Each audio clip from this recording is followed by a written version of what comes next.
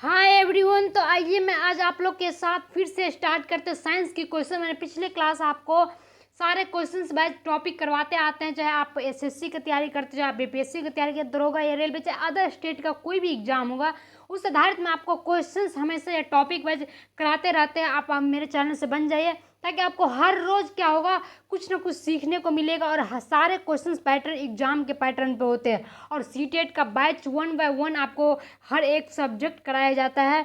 चाहे आप Bihar super TET है जिसमें सबसे ज़्यादा आपको हेल्प करेगा कि जो मैंने ये टॉपिक पढ़ाते हैं, चाहे हिस्ट्री हो, चाहे पॉलिटी हो, या चाहे ज्योग्राफी हो, या एनसीईआरटी बुक पढ़ाते, सभी के लिए अब एक महत्वपूर्ण टॉपिक हो गया ये सब, जो सबको पढ़ना चाहिए। तो चलिए मैं स्टार्ट करते हैं। बीपीएससी का हो, एसएससी, दरोगा, रेलवे, जो भी एग्जाम देते हैं, साइंस का टॉप क्वेश्चन है जिसको हम स्टार्ट करते हैं, जहाँ आपको बीपीएससी में 30 नंबर एक महत्वपूर्ण योगदान होता है साइंस का। तो चलिए उसको समझते जाएंगे क्वेश्चंस को हम लोग। तो चलिए यहाँ से हमने यहाँ पर क्वेश्चन इस तरह लिया है। क्वेश्चंस को मैंने ऑप्शन वाइज नहीं लिया, इसलिए नहीं लिया है। सबसे पहले क्या आप लोग को जैसे कि एक क्वेश्चंस को देखेंगे, उस ऑप्शन को देखें तो डायरेक्ट आपको याद रहेगा। जैसे आप क्वेश्चंस एग्जाम में देखेंगे तो याद हो जाएगा, ठीक है। इसीलिए मैंने इस तरह क्वेश्चंस लिया है। तो चलिए, अगर आप लोग को लगता है कि ये क्वेश्चंस इस तरह बनना चाहिए तो आप जरूर बोलिए, नहीं तो फिर आपको लगता है दिक्कत है तो मैं फिर आपको ऑप्शन वाइज कराते जाएंगे। तो चलिए यहाँ पर हम लोग देखते हैं साइंस का टॉप क्वेश्चंस। तो साइंस का टॉप क्वेश्चंस देखते हैं हम लोग। तो साइंस का टॉप क्वेश्चंस में पहला क्वेश्चन है, रक्त का पीएच मान कितना होता है, ठीक है। तो रक्त का पीएच मान जो होता है 7.4 होता है। मैं इसमें कोई विश्लेषण करने वाली बात नहीं है, ये सब आपको याद होना चाहिए, याद करने वाली चीज़ है। इसमें कोई लॉजिकल नहीं है जो आपको लॉजिक पे, ये सब याद करने का चीज़ है, ठीक है। इसी तरह इसमें क्या होता है, तो मतलब ट्रिक आता है, उसके अनुसार आप याद कर ले तो और बेटर होता है, ठीक है। तो चलिए, रक्त का पीएच मान कितना हुआ, 7.4, ठीक है। इसके बाद दूसरा क्वेश्चन, अस्पष्ट दृष्टि की न्यूनतम दूरी कितनी होती है। तो अस्पष्ट दृष्टि का न्यूनतम दूरी कितनी होती है, ये हो गया आपको 25 सेंटीमीटर होता है, ठीक है। आप ये कहीं भी आप देखेंगे जो अस्पष्ट जो दृष्टि की न्यूनतम दूरी होती है वो 25 सेंटीमीटर, ठीक है। इसमें कोई लॉजिक नहीं था जिससे हम आपको कोई भी ऑप्शन दे, जिसमें लॉजिक होगा मैं आप खुद आपको बता देंगे, ठीक है। तो लेंस की क्षमता किससे मापी जाती है, बहुत ही इंपॉर्टेंट मैंने क्वेश्चंस लिया है, ऐसा नहीं कि कुछ भी उठा के ले लिया है। जो क्वेश्चंस हजारों बार पूछे जाते हैं दौरान, इसीलिए आप मेरे चैनल से बन जाइए। आपको हर रोज़ आप जाकर चैनल चेक करिए, आपको फ़ायदेमंद की सारी वीडियो है तो आप ज़रूर देखिए। अगर आपको इच्छा है, अच्छा लगे तो आप मेरा वीडियो हमेशा देखा करिए, ठीक है। लेंस की क्षमता किससे मापी जाती है, तो डायोप्टर से डी में। क्योंकि जिस दौरान देखिए मैं बच्चों को इस तरह सिखाते रहते हैं कि जिस दौरान मुझे तकलीफ हुई, जब मैं तैयारी कर रही थी तो मुझे बहुत ही इस तरह का तकलीफ हुई। मैंने चाहते कि आगे वाले बच्चे को ये तकलीफ झेलना पड़े, ठीक है। तो कहते हैं लेंस की क्षमता किस में मापी जाती है, तो डायोप्टर डी में हो जाता है, जिसे हम डी से दर्शाते हैं, ठीक है। डायोप्टर जिसे हम क्या करते हैं, डी से सूचित करते हैं, जिसकी फोकस दूरी के लेंस की क्षमता के बराबर होता है, ठीक है। और डी बराबर 1/f, जिसे डी का अर्थ होता है डायोप्टर, ठीक है। समझ गए आप लोग। अर्थ एफ का अर्थ होता है मीटर लेंस की फोकस दूरी, ठीक है। मीटर में लेंस की फोकस दूरी। तो आप लोग को समझ गए, आपको समझने में कोई दिक्कत नहीं हुआ होगा, हमें विश्वास है। इसके बाद कहता है रुधिर बर्ग की खोज किसने की, तो कार्ल लैंडस्टीनर ने किया था, ठीक है। इसको याद रखना पड़ेगा आपको, ये सब बहुत ही इंपॉर्टेंट क्वेश्चंस है। रुधिर बर्ग की खोज किसने की, तो कार्ल लैंडस्टीनर ने, ठीक है। मानव शरीर का रक्त बैंक किसे कहा जाता है, तो प्लीहा को कहा जाता है, ठीक है। मानव शरीर का रक्त बैंक किसे कहा जाता है, तो प्लीहा। इसे टाइपिंग में अगर लगे आपको कोई गलती है तो देखिए, जैसे अक्षर में, राइटिंग में ये जो टाइप होता है तो उस टाइम क्या हो जाता है, कुछ कुछ पॉइंट्स को अनदेखा करके, अनदेखा करने का अर्थ है कि आप मतलब टाइप कुछ करिए और लिखा जाता है कंप्यूटर के द्वारा कुछ, तो उसके लिए आप लोग नज़रअंदाज करके पढ़ेंगे, पढ़ने से आपको मतलब है। मानव शरीर का रक्त बैंक किसे कहा जाता है, प्लीहा। कहते हैं गन मेटल किसका मिश्र धातु है, ठीक है। गन मेटल किसका मिश्र धातु है, तो तांबा हुआ आपको, ठीक है, टीन हुआ और जिंक का मिश्र धातु। इसमें 80% जो होता है तांबा होता है, और क्या है, टीन है 10% है। इसी तरह का आपको याद रखना होगा। तो इसका मिश्र धातु क्या है, तांबा, जिंक और टीन, ठीक है। इसके बाद कहते हैं मनुष्य के कितने दांत होते हैं, मनुष्य के कितने प्रकार के दांत होते हैं, तो ये सभी जानते हैं 4 प्रकार के दांत होते हैं। ये थोड़ा सा इजी क्वेश्चन था, इसी में 4 प्रकार के दांत पूछ दिया जाएगा। तो एक कृतक होता है, एक रदंत्रक होता है, दूसरा अर्धचवर्णक होता है, और चौथा क्या होता है, चवर्णक होता है। इसी तरह आप इसका विशेषताएं करने चाहिए। तो क्या होता है, कृतंक का जो होता है ये आगे की दांत 2 होते जो कुतरने में काटने में कार्य होते, जो 6 माह की उम्र में निकलते हैं। ठीक है। दूसरा में क्या होता है, रदकनक में क्या होता है, कार्य भोजन के चीरने फाड़ने का होता है, जो दांत 16 से 20 महीने के आपको उम्र में निकलते हैं, जो प्रत्येक जबड़े 2-2 होते हैं। ठीक है। इसी तरह अर्धचवर्णक का क्या होता है, 4-4 पाए जाते हैं, जो 10 से 11 वर्ष में उम्र होता है। और चवर्णक का क्या होता है, जो 6-6 पाया जाता है, जो आपको 12 से 15 माह की उम्र में निकलते हैं। ठीक है। इसी तरह इसका काम होता है। तो चलिए हम लोग अगला क्या है देखते हैं, क्वेश्चंस क्या है। अगला क्वेश्चन कहता है आरबीसी और डब्ल्यूसी का अनुपात कितना होता है। तो आरबीसी और डब्ल्यूबीसी का जो अनुपात होता है, इसका अनुपात ये हुआ 600:1 होता है। ठीक है। एक होता है 600:1 एक होता है। तो आपको समझ में आ गया वो सारे क्वेश्चन इंपॉर्टेंस। आप क्वेश्चंस को देखिए, एक बार देखेंगे तो आपको एग्जाम में जरूर याद है। इसीलिए एमसीक्यू देखा जाता है, आपको क्वेश्चंस का जो प्रैक्टिस सेट इसीलिए देखा जाता है ताकि आप ना चाहते भी अगर क्वेश्चंस आप एग्जाम में देखें तो टिक मार देंगे, अगर आपको ध्यान पे रहा तो। ठीक है। इसीलिए हमेशा क्वेश्चंस का पार्ट हमेशा देखना चाहिए। अगला क्वेश्चंस कहता है कि मानव शरीर की सबसे बड़ी कोशिका का नाम क्या है। तो तंत्रिका कोशिका है। ठीक है। इसे आप याद रखेंगे कि मानव शरीर का सबसे बड़ी कोशिका क्या नाम है, तंत्रिका कोशिका। अगला क्वेश्चन है 10वां नंबर क्वेश्चन है। इसमें आप लोग को डाउट नहीं होना चाहिए कि विटामिन का खोज किस वैज्ञानिक ने की थी। विटामिन का खोज किस वैज्ञानिक ने की थी। तो फंक ने किया था। ठीक है। विटामिन की खोज किस वैज्ञानिक ने की थी। तो फंक ने किया था। ठीक है। विटामिन सी का रासायनिक नाम क्या है। तो एस्कॉर्बिक एसिड। ठीक है। इसको ये सब याद रखेंगे। ये सब जो होता है ये सब बहुत इंपॉर्टेंट क्वेश्चंस है। ठीक है। जो आपको हमेशा भी पूछ दिया जाएगा। मैंने वही क्वेश्चंस उठाए जो आपको पूछने का संभावना होती है। इस तरह क्वेश्चंस भी लिया जाता है जो आपको क्या होता है, जानकारी संपूर्ण होनी चाहिए, इसी के साथ आपके ज़िंदगी में लाभदायक हो। क्वेश्चंस भी उसी पैटर्न पे बनता है जो ज़िंदगी से जुड़ा हुआ हो। ठीक है। तो विटामिन सी का रासायनिक नाम क्या होता है, एस्कॉर्बिक एसिड। जो विटामिन सी का कितना यूज करते हैं हम आदमी सब। ठीक है। तो चलिए, विटामिन के की कमी से होने वाले रोग कौन सा होता है, रक्त में थक्का ना बनना। ये सब ऐसा क्वेश्चन है ना कि आपको जो ये सीटेड होता है, बिहार सुपर टेट होगा, इसमें ऐसे ही पूछे जाते हैं। एसएससी होगा तो इसमें 1-2 क्वेश्चन टकराने को मिलता है, बीपीएससी हुआ तो ये सब क्वेश्चन कोई अंदर, लेकिन टकराता जरूर है, एग्जाम में क्वेश्चन जरूर आते हैं। ठीक है। आई होप आप लोग समझ गए होंगे, हमें उम्मीद है कि आप लोग समझ में आ रहा होगा। ठीक है।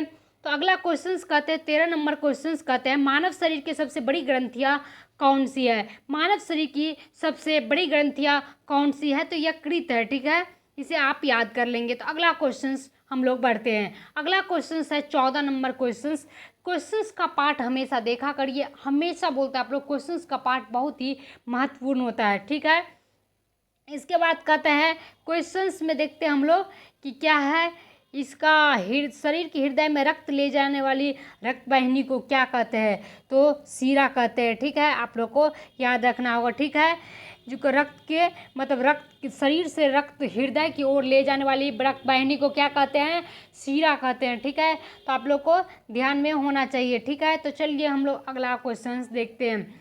15 नंबर क्वेश्चन कहता है कि हृदय की धड़कन को नियंत्रित करने वाले हार्मोन कौन सा है। ठीक है। हृदय को धड़कन को नियंत्रित करने वाले हार्मोन्स कौन सा होता है। तो आप ऐसा क्वेश्चंस भी रहेगा जो आपके लिए नया होगा, जैसे कि ये क्वेश्चन, तो आप क्या होगा, एड्रीनेलिन। ठीक है। इसे आप याद करके रखेंगे। इसके बाद कहते हैं 16 नंबर क्वेश्चंस को देखिए, मस्तिष्क के कार्य को पता लगाने के लिए किसका प्रयोग किया जाता है। तो ईईजी का प्रयोग किया जाता है। ठीक है। मतलब इलेक्ट्रोएन्सेफेलोग्राम। ठीक है। इसका एक परीक्षण है जिसका ईईजी मस्तिष्क विद्युत गतिविधियों को समस्याओं को खोजने का पता लगाने के काम किया जाता है। ठीक है। इसको आप याद रखेंगे ईईजी को। ठीक है। समझ गए। कहते हैं 17 नंबर क्वेश्चन, शरीर की सबसे छोटी हड्डी कौन सा होता है। तो एस्टिपस होता है। ठीक है। कान की हड्डी। क्या कहेगा, अगर आपको कान की हड्डी दिया रहेगा तो वो बहुत बेटर, अगर नहीं दिया रहेगा तो आपको एस्टिपस दिया रहेगा। ठीक है। तो 17 नंबर क्वेश्चन आपका समाप्त हुआ। इसी तरह हम आगे क्वेश्चंस का पैटर्न देखेंगे, बहुत ही अच्छे से हम लोग समझते जाएंगे। जितना भी क्वेश्चंस मैंने लिया है आपको यहाँ पे टॉप 30 क्वेश्चंस मिलेगा, ज़्यादा क्वेश्चन नहीं है। मेरा वीडियो आपको हमेशा बच्चों को लिए 30 से 20 मिनट का रहता है, ज़्यादा नहीं, क्योंकि इतना ही पढ़ना चाहिए जितना हमारे अंदर एब्जॉर्व करने की क्षमता है। धीरे धीरे हम आपको बढ़ाएंगे, ठीक है। कहते 18 नंबर का जब हमने शिक्षा की पॉलिसी पढ़े उसमें लिखा है कि बच्चों को बोझ नहीं बनना चाहिए शिक्षा, ठीक है। इसीलिए क्वेश्चंस भी उसी आधारित रहना चाहिए, उसी तरह पढ़ाना चाहिए एक शिक्षक को जैसे कि बच्चे को बोझ ना लगे। तो कहता है कि 18 नंबर वायुमंडलीय दाब को किस यंत्र से मापते हैं, तो बैरोमीटर से, ठीक है। आपको याद होनी चाहिए कि वायुमंडलीय दाब को किस मीटर से नापा जाता है, तो बैरोमीटर से, ठीक है। किस मतलब यंत्र से मापते हैं तो इसको बैरोमीटर नाम है, ठीक है। तो इस यंत्र का नाम क्या हो गया, बैरोमीटर। 19 नंबर क्वेश्चन कहते हैं उष्मा का एसआई मात्रक क्या है, तो उष्मा का एसआई मात्रक क्या होता है, जूल होता है। तो मैंने डायरेक्ट क्वेश्चंस एंड आंसर ले लिया है। अगर आप लोग को इसमें कोई डाउटेज लगता है तो आप मुझे जरूर बताइए कि नहीं हमें ऑप्शन वाइज चाहिए, तो फिर मैं आपको ऑप्शन वाइज करवाएंगे, ठीक है। तो उष्मा का एसआई मात्रक क्या है, तो जूल है। इसी की तरह 20 नंबर क्वेश्चन देखते हैं। मैंने 30 क्वेश्चंस लिया जो टॉप क्वेश्चन साइंस का है, जो आपको हर एग्जाम में पूछे जाने वाले क्वेश्चंस है। कहते हैं कि अपेक्षित आर्द्रता मापने के लिए किस यंत्र का प्रयोग किया जाता है, तो हाइग्रोमीटर हो गया, ठीक है। इसे आप याद करके रखेंगे, ठीक है। क्या हो गया आपको, अपेक्षित आर्द्रता मापने के लिए किस यंत्र का प्रयोग किया जाता है, तो हाइग्रोमीटर, ठीक है।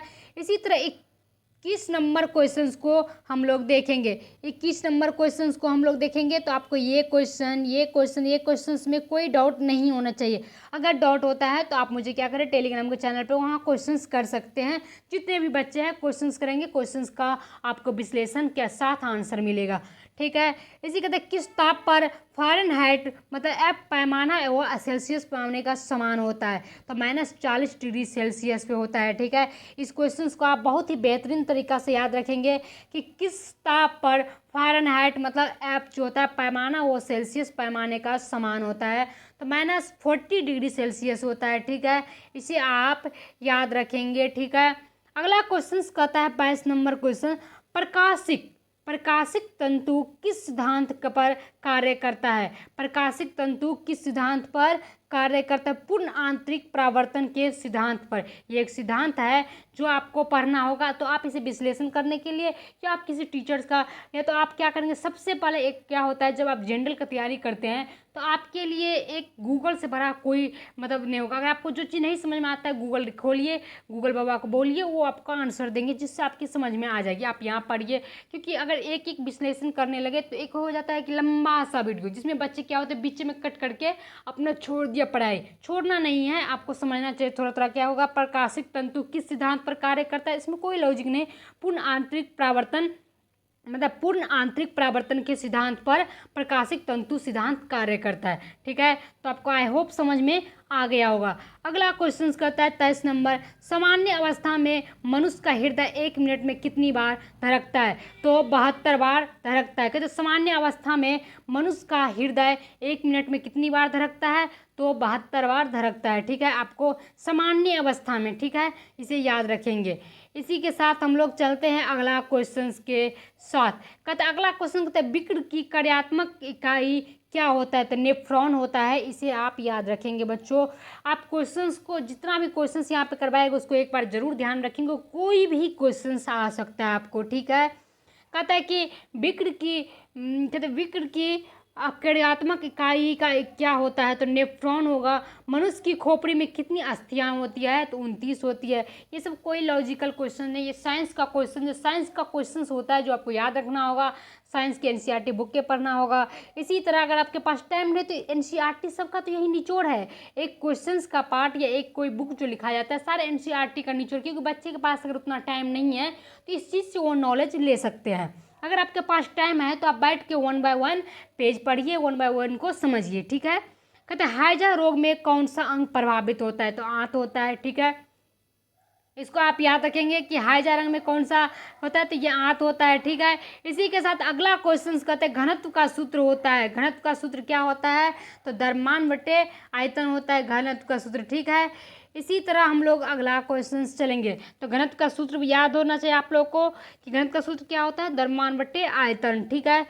तो चलिए 28 नंबर क्वेश्चन देखते हैं। 28 नंबर क्वेश्चन कहता है नदी के जल की अपेक्षा समुद्र की जल में तैरना क्यों आसान होता है। सबसे बेस्ट क्वेश्चन मुझे ये लगा कि नदी के जल की अपेक्षा समुद्र की जल में तैरना क्यों आसान होता है। आप ना तो समुद्र में जाके बहुत बच्चे नहीं तैरे होंगे तो इस चीज़ को आप महसूस नहीं किए होंगे, लेकिन क्या हुआ, ये वैज्ञानिकों के द्वारा रिसर्च किया हुआ बातें हैं, इसको आप जानेंगे आज कि आखिर क्यों होता है आसान। जिसको आता है उस बात पे मतलब अपना मंथन करेंगे, जिसको नहीं आता है उसके लिए मेरा आंसर आप देखिए। तो समुद्र का जल का घनत्व अधिक होता है, क्योंकि क्यों अधिक होता है इस बात को भी आज हम चर्चा करेंगे, ठीक है। कि उस समुद्र के पानी का जो घनत्व है नदी के पानी के अपेक्षा अधिक होता है, इसीलिए नदी के अपेक्षा समुद्र के जल में तैरना आसान होता है, ठीक है। अतः मनुष्य की जल की अधिक भारी होने के कारण मनुष्य के शरीर का अधिक क्या होता है, उत्प्लावन बल लगता है, इसी कारण समुद्र में तैरने में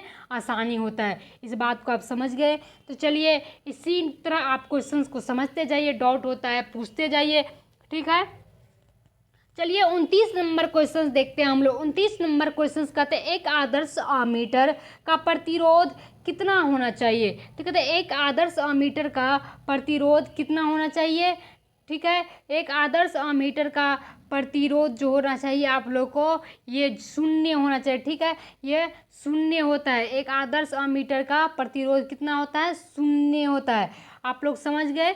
तो चलिए हम लोग अगला क्वेश्चंस देखते हैं। 30 नंबर क्वेश्चंस क्या है, 30 नंबर क्वेश्चंस क्या है उस क्वेश्चंस को भी हम लोग देखते हैं। तो चलिए 30 नंबर क्वेश्चंस कहता है आपको कि सूर्य के तारों से प्राप्त ऊर्जा का प्रकाश का स्रोत क्या है। तो नाभिकीय संलयन है, ठीक है। जिसे आप लोग याद करिए, तारों व सूर्य की ऊर्जा का स्रोत जो न्यूक्लियर फ्यूजन प्रक्रिया है, जो विश्व के हर करीब 99.99% जो है पदार्थ में हाइड्रोजन ही है, ठीक है। इसी तरह आपको क्या होता है उपकरण मौजूद है जो हमारे सूर्य में। तो सूर्य और तारों का प्राप्त ऊर्जा एवं प्रकाश का स्रोत क्या होता है, नाभिकीय संलयन। इसीलिए आप लोग को पूरी तरह से समझ में। तो 30 क्वेश्चंस का जो आपका सेशन था वो समाप्त हुआ। अगर आपको लगता है कि 30 क्वेश्चंस में कोई क्वेश्चंस डाउट है तो आप मुझे डायरेक्ट 30 क्वेश्चंस को आप हमें बोल रहे हैं, यहाँ से आप हमें क्या करेंगे बताएंगे। कोई क्वेश्चंस अगर डाउट है तो कितना टॉप क्वेश्चंस है, अगर आपको PDF चाहिए क्वेश्चंस का, अगर लगता है कि बाद में हम कभी देखें तो वीडियो देखिए, अगर नहीं चाहिए तो अपने टेलीग्राम से चलिए, मैं वहाँ पे PDF आप लोग को अपलोड कर देंगे। इसी तरह कहता है यहाँ पर देख लीजिए, जैसे कि ये क्या हो गया, आपको ये क्वेश्चन तो मैंने डिस्कशन कर ही दिया। 30 क्वेश्चन समाप्त हुआ। इसके बाद आपको इच्छा हो, अगर आपको अच्छा लगे तो सब्सक्राइब कर लीजिए। इसी तरह आपको जो भी यहाँ पे बैच लेना है आपको फ्री कोर्स मिलेगा, आप क्या करिए रोज़ ज्वाइन करिए, पढ़िए, ठीक है। तो मिलते हैं अगले क्लास में अगले सेशन के लिए। अगला सेशन हमारे तरफ से लगता है कि हमें हिस्ट्री का सेशन होगा, ठीक है। तो चलिए आज के लिए थैंक यू।